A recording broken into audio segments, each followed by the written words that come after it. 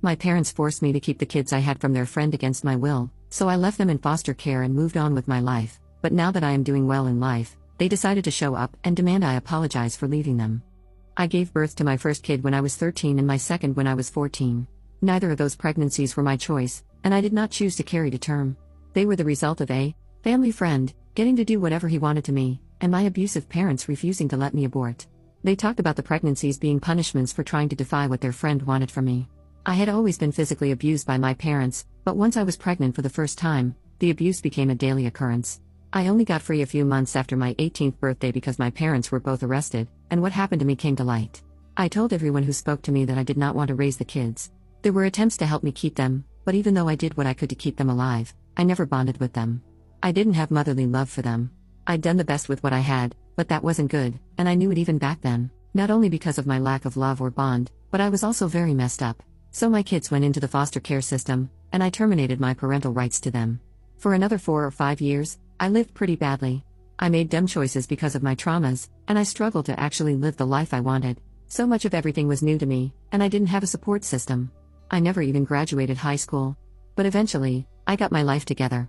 It wasn't easy, and I have needed so much therapy. I still go to therapy. And I'm still a work in progress. I think given my past, I always will be. But the person I am today is happier, healthier, and I have the stability and support needed for a good life.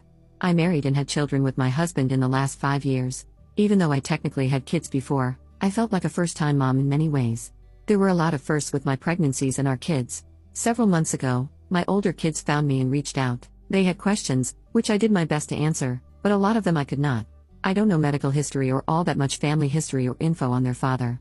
It was difficult, and I spoke to my therapist a lot in that time. Trying to explain how they came to exist was the worst part, and I leaned on my therapist a lot to help me explain it without burdening them with my feelings. Even though both are technically adults now, it wasn't an easy discussion. Through all of it, I did have to be honest about not wanting a relationship. The younger kid accepted this. The oldest? They have reacted very differently. They feel I owe both a relationship and that it doesn't matter what I went through, that I am their mother and should act like it. There was also a demand that I apologize for marrying and having more kids when I let them grow up in foster care. I was told I was the adult in the family even at 13 and 14, and I should never have blamed them or denied them my life because of it. The oldest pushed on this so much that I had to block them.